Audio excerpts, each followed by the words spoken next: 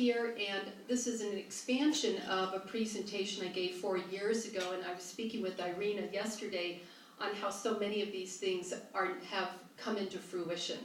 And so expanding upon this, examples of destination health spa resorts, hotels with spas and medical services, healthy lifestyle spa communities, big industry in the real estate arena. When real estate picks up, you're going to see a lot of these lifestyle residential communities developing. They already are in existence, but even much more so.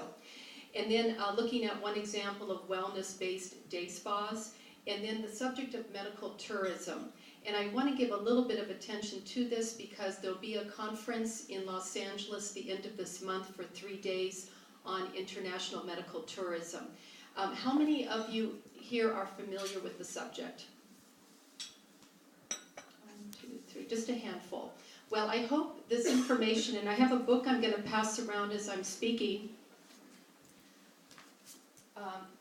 This is a classic book. It's called Patients Beyond Borders by Joseph Woodman. A really good book I recommend all of you to become familiar with, or you can go to his website. I'll hand this to you.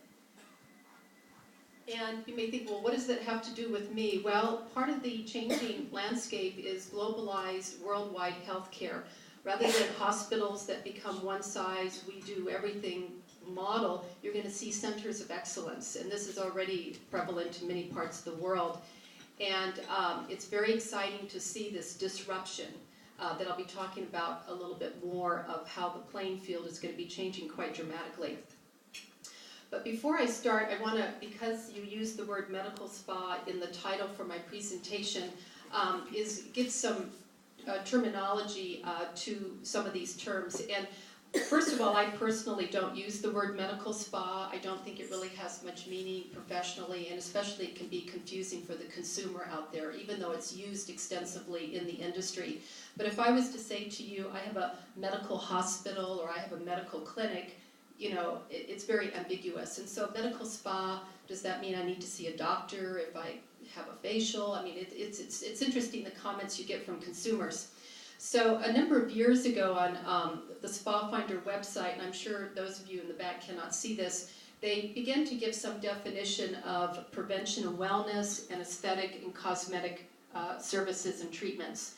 But I think, you know, I don't even look at it as separate. I see them all together, especially with the nutrition, lifestyle component, stress management, all of these things. But when you look at the industry now, I wonder if I could lift this up. I guess not.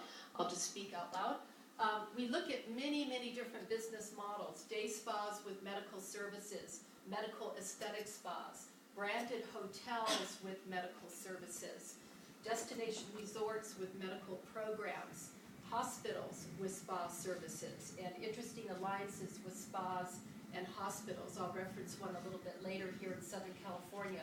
Dental spas, anti-aging spas. We were talking about anti-aging products earlier. Derma spas, you know, just all these variations of terms. Chiropractic spas, multicultural spas with medical services, traditional Chinese medicine, Ayurvedic, all of these different modalities, and medical and wellness tourism. And one of the benefits of being in the spa industry or the wellness industry, it's not really regulated as the healthcare industry, and that is a conversation that would be a whole conversation unto itself. But it's important because I'm going to reference Canyon Ranch, for example, in just a moment, where you can go to a destination resort spa and there'd be a chiropractor, a nutritional consultant, fitness professional, somebody in behavior modification for somebody who wants to stop smoking or deal with weight issues or has emotional issues. They have a full, whole person approach to health and wellness. And so I think it's interesting to just look at some of these models that benefit without the strict regulation of healthcare, and actually in many respects sometimes do a far superior job. But anyhow, I want to look at different evolving business models, and I'm going to be showing you a few examples as we go on. And when I added this slide last night regarding the controversy of the 11th hour regarding the health care reform bill that went through this morning, and I think it's important to reference because this is indicative of this dialogue. Everything's been stirred up. It's very, very disruptive. And we're part, indirectly, of an industry that, from my point of view, is an incubator that demonstrates very viable business models as this changing landscape plays out.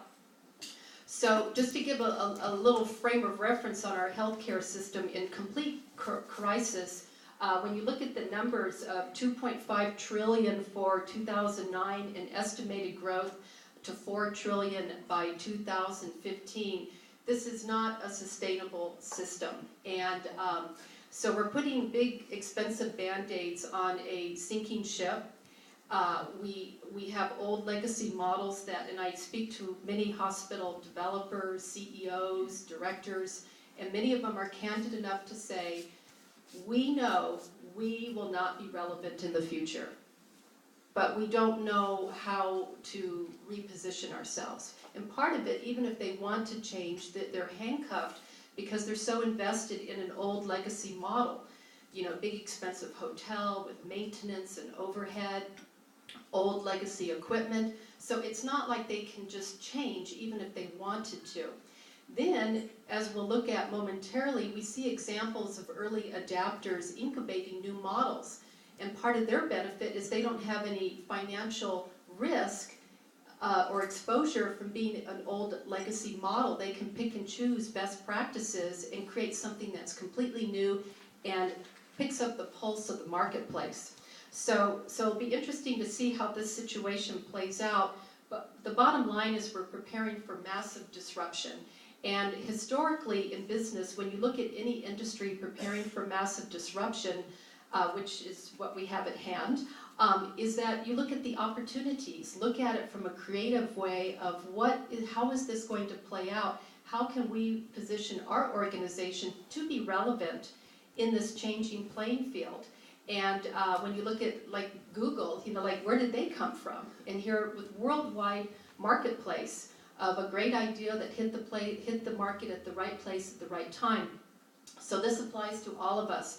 So what we're looking at here is, I'm going to just, because I can't pick this up, is, as we know, on manageable costs, we've got a lot of very questionable, what I call shadow business entities in healthcare.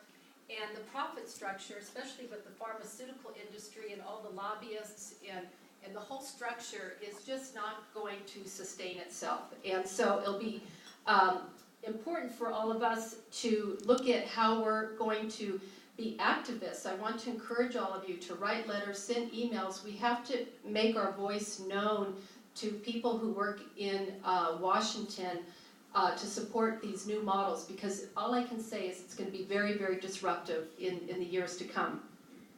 And I'm sorry this is so small. I'm not going to spend time going through all of the scenarios contributing to the disruption, but it is playing out. One of the important things is declining medical schools, declining enrollment in nursing, pharmaceutical schools. And the book that's going around on this whole subject of medical tourism, as we go through our economic collapse, which is predicted for our system, not unlike what the meltdown we saw with Wall Street, is you're going to see countries around the world positioning to be premier centers of medical services, wellness, aesthetic services, a whole new marketplace that will be open to international health, wellness, medical, aesthetic consumers. So I want to reference two books for those of you who are interested. I do teach in a business school and have lots of resources, and two excellent books that I use for my classes is a woman named Regina Hertzlinger, who's a professor at Harvard Business School, and one of her important books is on consumer health care, and it's addressing the implications for providers, payers, and the policymakers. And it's an excellent book, and I'll make references available to Irina that can be emailed to those of you who would like these resources. But if you want to understand, and what's a really good analysis in this book is looking at different countries who have been early adapters to changing over to medical health savings accounts, more prevention wellness models, and it's not just talking about these things, but demonstrating areas around the world that have moved more quickly than the United States into preparing for a different future. Another really excellent